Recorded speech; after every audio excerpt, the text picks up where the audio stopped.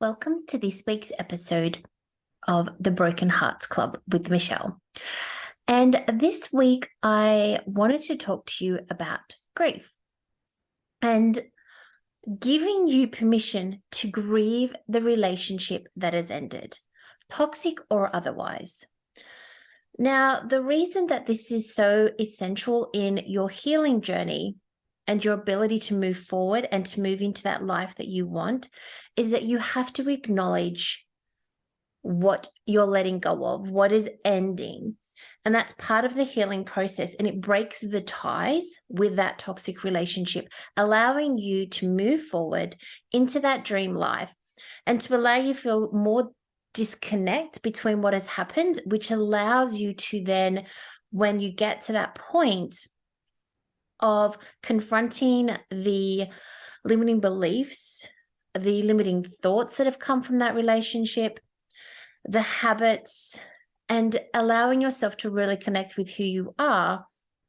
If we've got some distance between that relationship and you've allowed yourself to disconnect from it, it's easier to allow yourself to start moving forward. So I'm today granting you permission to grieve that relationship. Now, it might seem a little bit silly to do that, and especially if you're the one that has ended that relationship. And even if it's not been a toxic relationship and it's just run its course and you both mutually agreed that that relationship is done, or even if it was a healthy relationship and it's ended, even we can feel sometimes if we have, especially if you're the person in that relationship who has ended it, you may not feel that you're entitled to grieve it because you called it, but you most definitely are. And you most definitely should, to allow yourself to move forward. The definition of grief is not only associated with the death, it is the mental, I'm going to read from a definition that I found that I like. It's a keen mental suffering or distress over affliction or loss, sharp sorrow, painful regret, a cause or occasion of keen distress or sorrow. So if your relationship has come to an end and you're the one that's caused it, there's still sorrow associated with that. If you're the one that has said, I've had enough, I'm walking away, there's still sorrow from walking away from that relationship. So please allow yourself to grieve, because that's part of the process of letting go. Now, grief for a relationship may look a little bit different to grief for a death, but the steps are still going to be very similar.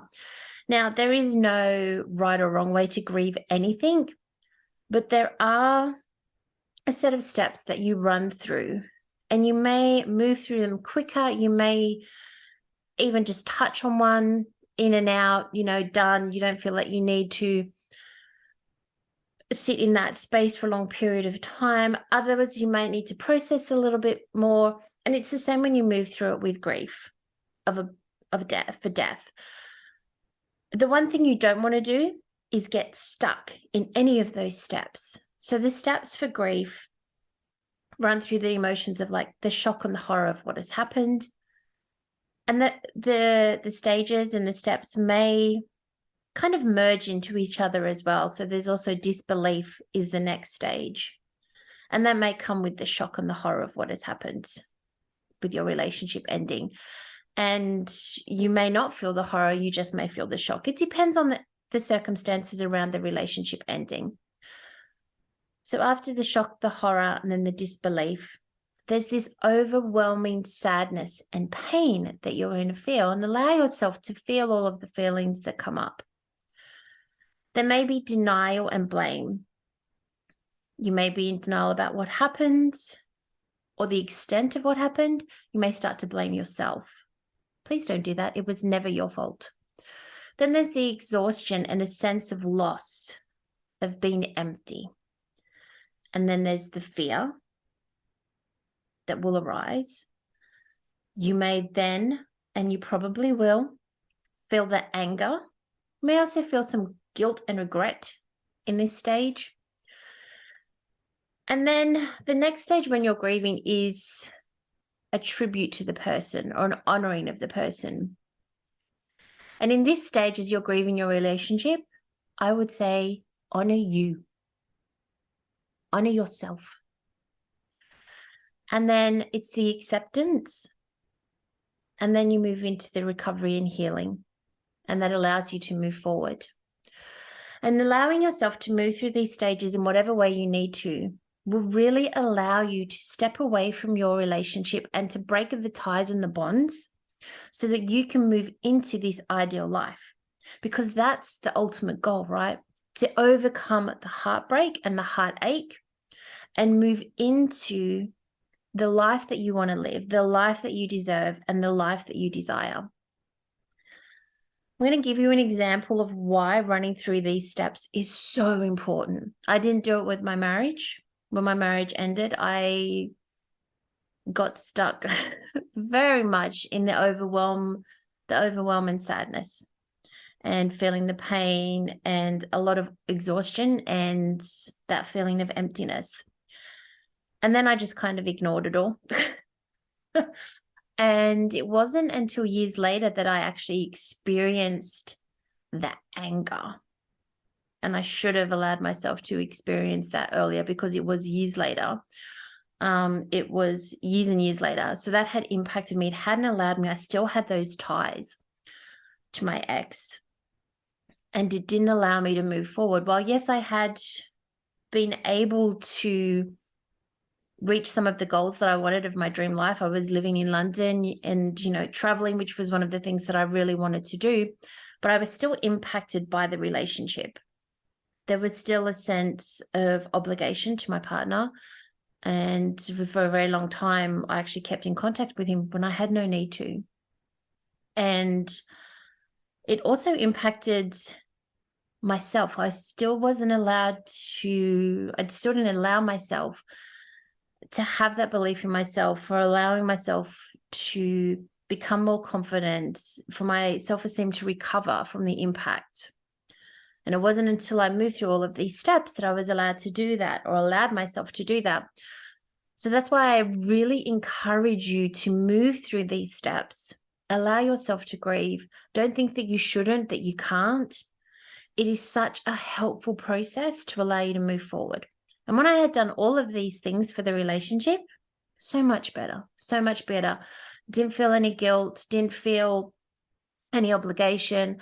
I am able to talk about it without any problems. I've processed everything. I've healed. I have moved forward.